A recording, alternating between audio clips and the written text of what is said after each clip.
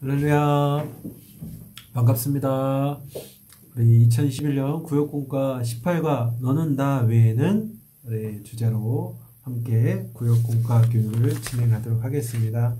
우리 한 주간 하나님께서 주신 귀한 은혜들을 우리 구역 식구들과 함께 은혜를 나누시고 또 우리 함께 마음을 연 이후에는 또 뜨겁게 우리 주님을 박수치면서 또 찬양으로 영광 돌리도록 하겠습니다. 말씀 들어가기입니다. 우리 말씀 들어가기는 제가 읽도록 하겠습니다. 하나님께서는 애굽에서 종살이하던 이스라엘 백성들을 구원하셨습니다.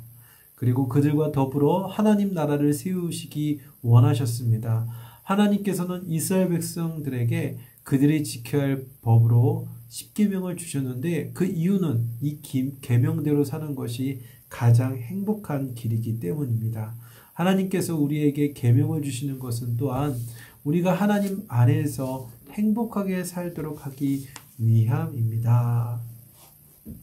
여러분, 하나님께서 우리 인간들에게 또 우리에게 십계명을 주신 이유는 우리 이스라엘 백성들이나 우리를 규제하기 위해서, 압제하기 위해서, 그 테두리 안에 있게 하기 위한 어떤 압박을 위해서 주신 그런 계명이 아니라 이스라엘 백성들의 행복을 위해서, 그리고 우리의 행복을 위해서 십계명을 주셨다라는 것입니다. 여러분, 죄인된 사람은 무한한 자유가 행복이다라고 생각을 합니다.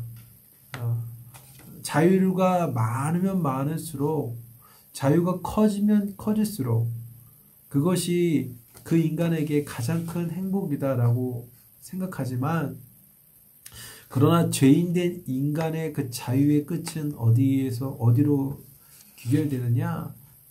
사망과 심판으로 끝난다라는 것입니다. 인간에게 자유를 무한하게 주어주면 그것은 하나님을 기쁘시게 하는 모습으로 나아가는 것이 아니라, 행복이 아니라 파멸과 심판으로, 절망과 사망으로 끝난다라는 사실을 기억하시길 바랍니다. 그리고 이 땅에서 우리 인간이 누릴 수 있는 행복은 오직 복의 근원자이신 하나님과 또 하나님께서 하신 그 계명의 말씀과 그분의 다스림 안에 있을 때 우리는 참된 행복을 누릴 수 있는 것입니다. 바로 십계명도 우리의 행복을 위해서 주어졌다라는 사실을 기억하면서 우리 함께 오늘 구역공과 살펴보도록 하겠습니다. 우리 출애굽기 20장 1절부터 6절까지 말씀을 저와 같이 한 목소리로 하나님의 말씀 읽도록 하겠습니다. 하나님이 이 모든 말씀으로 말씀하여 이르시되 나는 너를 애굽 땅 종되었던 집에서 인도하여 낸 내 하나님 여호와니라. 너는 나 외에는 다른 신들을 내게 두지 말라. 너를 위하여 새긴 우상을 만들지 말고 또 위로 하늘에 있는 것이나 아래로 땅에 있는 것이나 땅 아래 물속에 있는 것의 어떤 형상도 만들지 말며 그것들에게 절하지 말며 그것들을 섬기지 말라. 내 하나님 여호와는 질투하는 하나님인즉 나를 미워하는 자의 죄를 갚되 아버지로부터 아들에게로 3, 4대까지 이르게 하거니와 나를 사랑하고 내 계명을 지키는 자에게는 1000대까지 은혜를 베푸느니라. 아멘. 오늘 본문의 말씀은 모세가 시내산에서 하나님 앞에 하나님께 받은 그 율법의 중심, 그리고 율법의 모든 의미를 함축하고 있는 십계명인데요. 이 십계명 중에서 하나님과 인간과의 관계 속에서 지켜야 될 첫 번째 계명과 두 번째 계명만 지금 오늘 본문에서는 말씀하고 있습니다. 그래서 첫 번째 계명과 두 번째 계명을 통해서 우리에게 주시고자 하는 하나님의 메시지, 또 하나님이 우리에게 해가고자 하시는 교훈이 무엇인지를 살펴보도록 하겠습니다. 1번, 하나님께서는 십계명을 이스라엘 백성들에게 주시면서 자신은 어떤 분이라고 소개합니까? 출애굽기 20장 2절, 나는 너를 애굽 땅 종되었던 집에서 인도하여 낸 내 하나님 여호와니라. 아멘.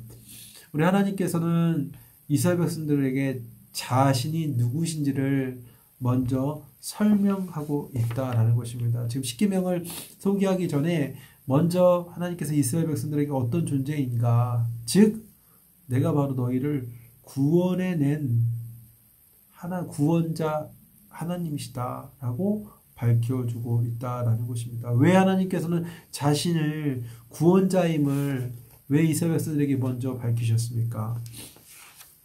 너희들이 이전에 어떠했는지를 생각해 보라는 거예요.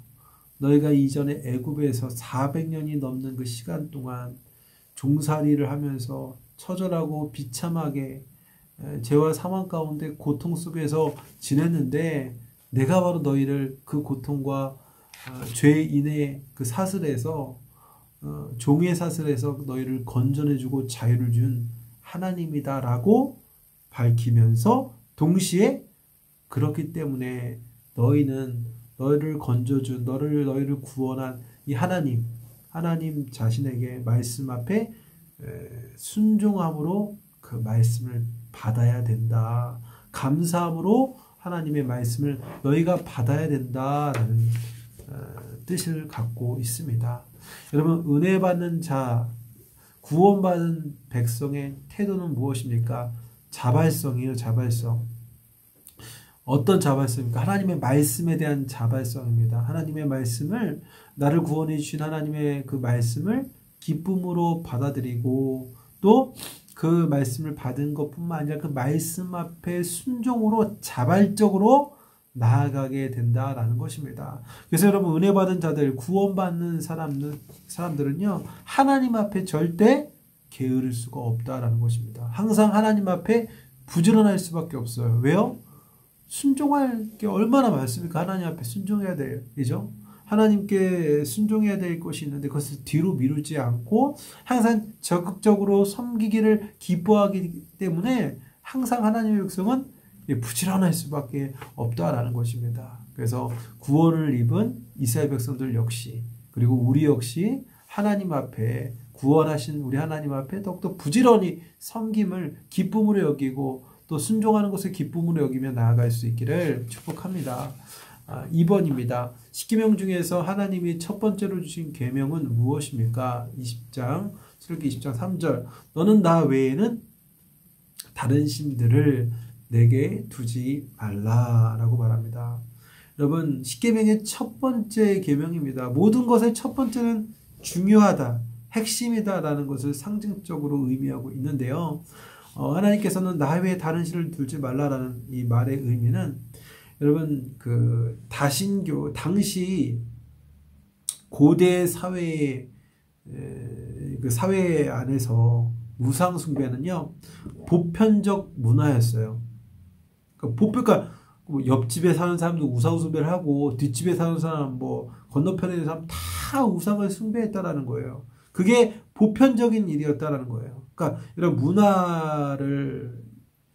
문화를 다른 말로 우리가 숨쉬는 공기와 같다라고 표현합니다. 그러니까 문화는 우리의 삶 속에서 뗄래야 뗄 수가 없어요. 마찬가지로 고대 사회 안에서 우상을 숭배하고 우상을 섬기며 살아가는 것은 필연적인 삶의 양식이었다라는 것입니다. 지금 이스라엘 백성도, 이스라엘 민족도 애국 땅에서 살면서 우상 숭배와 그 우상에 대한 사상들, 우상은 이런 게 존재하고 이렇게 섬겨야 된다라는 그런 사상이 깊숙하게 박혀 있었다라는 것입니다.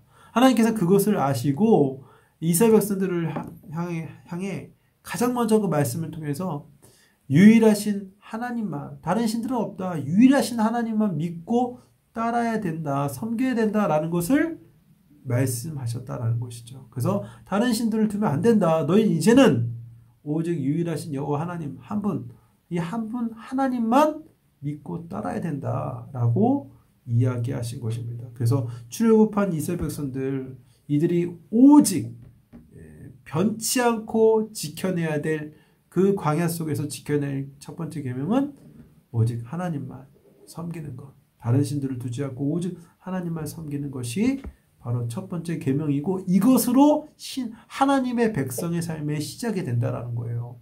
마찬가지로 우리 성도 역시도 마찬가지죠. 성도에게도 중요한 게 무엇입니까? 첫 번째로 오직 주님, 오직 하나님 외에 없습니다. 다른 우상들은 존재하지 않습니다. 라고 믿음으로 고백하는 것입니다. 그래야 신앙이 시작이 되는 것이죠.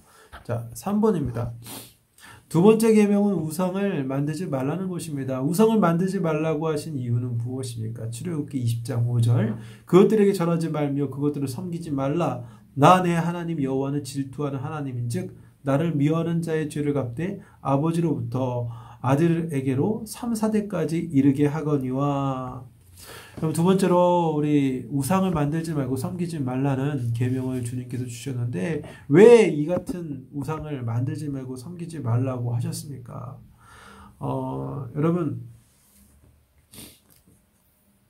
이유는 뭐예요? 하나님 외에 다른 신들은 존재하지 않기 때문에 그렇다라는 것입니다. 여러분 이 세상에서 말하고 있는 각종 신들과 각종 우상들 이것은 사람이 만들어낸 사람의 죄성이 만들어낸 형상이에요. 네, 우상들은 또 사탄의 미혹 우리의 죄성뿐만 아니라 사탄의 미혹으로 말미암아 만들어진 가짜 신이요 가짜 우상이다라는 것입니다. 특별히 우상을 우리 인간의 죄성에서 비롯됐다고 얘기했는데 그 죄성에서 특별히 어떤 죄에서 비롯됐을까요? 탐욕에서 비롯된다는 것입니다. 무언가를 얻고자 하기 위한 내가 무언가를 원하고 간절하게 소원하는 것을 얻기 위해서 어떤 신, 어떤 가짜 우상을 만들어 놓고 그에게 내가 원하는 것을 계속해서 투영해서 얻어내겠다. 그러니까 철저히 자신의 탐욕을 채우겠다는 목적으로 우상을 만든다라는 것입니다. 특별히 한 가지 예를 들자면 이스라엘 백성들이 이제 남과 북으로 갈라지고 된 다음에 르호보암은 남쪽 남유다를 다스리게 되고 북쪽은 여로보암 왕이 다스리게 되는데 이 여로보암 왕이 이 10개의 지파들을 공동체로 북이스라엘을 세워 나가는데 특별히 이게 여로보암이 생각하기를 이제 성전이 남유다 예루살렘이 있다 보니까 혹시 10지파 사람들이 절기 때마다 예루살렘으로 내려가서 예배드리고 제사드리게 되면 자신의 왕권이 남유다에게 다시 빼앗길 수 있겠다라는 통치권이 남유다 쪽으로 옮겨질 것 같다라는 두려움 속에서 무엇을 만들었냐면 베델과 단의 금송아지를 만들고 그것으로 하나님으로 여기고 섬기게 했다라는 거예요. 그 10개 지파 백성들에게. 한마디로 자신의 통치권과 탐욕을 유지하기 위해서 우상을 만들어냈다라는 것이죠. 이게 바로 인간의 모습이다라는 거예요. 자신의 탐욕을 위해서 우상을 만들었고 하나님께서는 그렇기 때문에 어떠한 형상과 어떠한 목적이라든지 우상은 절대 만들지 말라라고 말씀하신 것입니다. 자, 4번입니다. 이스라엘 백성들이 출애굽할 때 내린 10가지 재앙은 그들의 신이 심판받는 것이었습니다. 첫 번째 재앙은 무엇이었으며 그 의미에 대해서 생각해 봅시다. 그럼 첫 번째 재앙은 나일강이 피로 변한 거였습니다. 제가 말씀 다시 한번 읽어보겠습니다. 여호와가 이같이 이르노니 내가 이로 말미암아 나를 여호와인 줄 알리라. 볼지어다 내가 내 손에 지팡이로 나일강을 치면 그것이 피로 변하고 나일강의 고기가 죽고 그 물에서는 악취가 나리니 애굽 사람들이 그 강물 마시기를 싫어하리라 하라. 아멘. 하나님께서는 이스라엘 백성들을 건져내시고 구원하시기 위해서 애굽 백성들에게서 벗어나게 하기 위해서 10가지 재앙을 애굽에 내리게 됩니다. 그 10가지 재앙의 심판은 단순히 자연적인 현상을 통한 심판, 재앙이면서 동시에 애굽인들이 섬겼던 우상에 대한 심판이었다라는 것입니다. 다 하나씩 얘기하지만 그 피, 개구리, 이파리, 악질, 독중, 우박, 메뚜기, 흑암, 장자 이 각각의 심판에 그 애굽의 우상신을 심판하는 메시지가 담겨 있는데 나일강이 이제 피로 변한 것은 나일강의 신인 하피를 심판하신 것이었고 개구리 재앙은 다산을 상징하고 있는 여신 헤게트를 심판한 것이었고 이 재앙은 땅의 신인 갭을 심판하는 것이었고 그 파리 재앙은 곤충의 신인 하트콕을 심판하는 곳이었고, 악질의 심판은 풍요의 신 아피스를 심판하는 곳이었고, 독종은 의술의 신 이모텝 심판한 거였고요. 우박은 하늘의 여신 누트, 메뚜기는 곤충의 신 세림피아, 흑암은 태양의 신 라, 장자의 죽음은 생사의 신인 오시리스를 심판하는 거였다는 것이죠. 그러니까 즉 그들을 심판했지만 어떤 일이 벌어집니까? 아무 일도 벌어지지 않아요. 하나님께서 그 10가지 심판을 애굽에 내렸고 그 우상들은 그 심판 앞에 아무런 반응을 하지 못합니다. 즉 그들이 만든 우상은 가짜이고 아무런 능력이 없다라는 것이죠.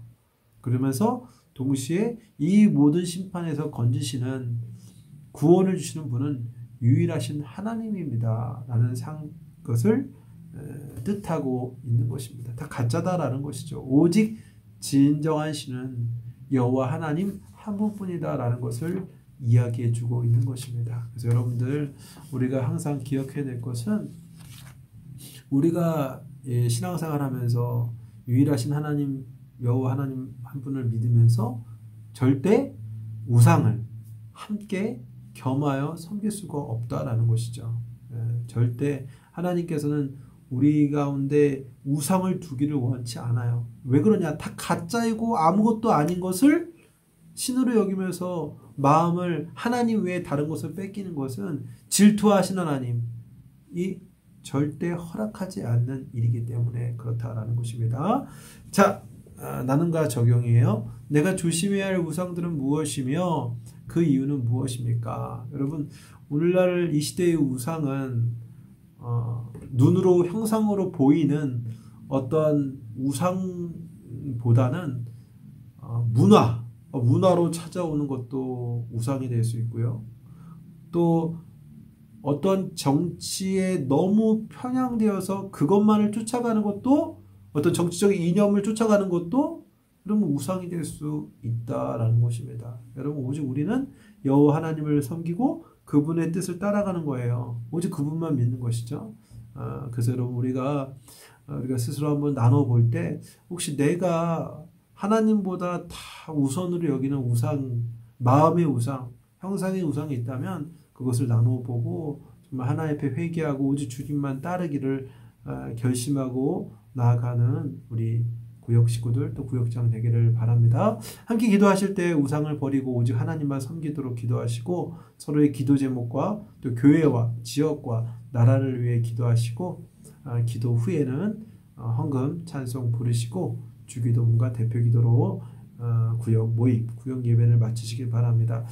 제가 또 문자로 한번 공지하겠지만 우리 구역장님들 이제 5월부터는 이미 저에게 몇몇 구역장님은 매주마다 꾸준히 구역 보고를 내주시고 계시고 또 나머지 분들은 구역 헌금으로 함께 구역 보고를 해주고 계시는데 제가 다시 한번 부탁드리지만 제가 이제 구역의 모든 보고를 다 모아서 또 담임 목사님께 또 보고를 드려야 돼요. 그래서 가능하면 이제 헌금으로 구역 보고도 해주시지만 저에게 문자로 개인적인 문자로 구역 보고를 계속해서 해주시기를 부탁드립니다. 그래야 제가 또 한 번에 이렇게 모아서 보고하기가 쉬우니까 여러분 조금 불편하실 수 있다 할지라도 저에게 매주마다 꾸준히 구역 보고를 문자로 보내주시면 감사하겠습니다. 힘든 상황이지만 우리가 더욱더 모이기를 사모하고 힘쓸 때 우리에게 주신 더 큰 하나님의 은혜를 누릴 줄 믿습니다. 한 주간도 평안하시고 또 다음 주에 뵙도록 하겠습니다. 감사합니다. 샬롬.